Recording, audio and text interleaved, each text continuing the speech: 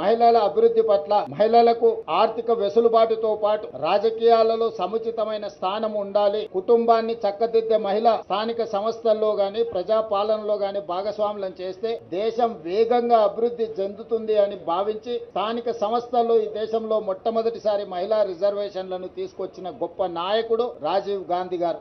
ఈనాడు రాజీవ్ గాంధీ గారి వర్ధంతి సందర్భంగా నరేంద్ర మోడీ గారిని మేము డిమాండ్ చేస్తున్నాము. రాజీవ్ గాంధీ స్ఫూర్తితో తక్షణమే శాసనసభలో లోక్సభలో మహిళా రిజర్వేషన్లను అమలు చేయడానికి అవసరమైన చట్ట సవరణ తక్షణమే తీసుకురావాలి. మీ చిత్తశుద్ధిని ప్రదర్శించాలి. మెలికలు పెట్టి తిరకాసు పెట్టి రాజకీయ ప్రయోజనాల కోసం మహిళా రిజర్వేషన్లను మీరు దుర్వినియోగం చేయకండి. 2023లో పార్లమెంటులో మీరు ప్రవేశపెట్టిన మహిళా రిజర్వేషన్లకు 100% అన్ని రాజకీయ పక్షాలు మద్దతు పలికినా అందులో కూడా మీరు మెలక తిరకాసు పెట్టడంతో ఈనాడు మహిళా రిజర్వేషన్లను అమలు చేయాలంటే మళ్ళొక్కసారి రాజ్యాంగ సవరణ చేయాల్సిన పరిస్థితి వచ్చింది. అందుకే తక్షణమే ప్రత్యేక పార్లమెంటు సమావేశాలు ఏర్పాటు చేసి ఎలాంటి శశబిషలకు ఎలాంటి చర్చలకు తావు లేకుండా తక్షణమే 33% శాసనసభలలో లోక్సభలో మహిళా రిజర్వేషన్ల కోసం మీరు బిల్లు ప్రవేశపెట్టండి. 100% కాంగ్రెస్ పార్టీ ఇండియా కూటమి సంపూర్ణమైన మద్దతు మీకు ఇవ్వడం జరుగుతుంది.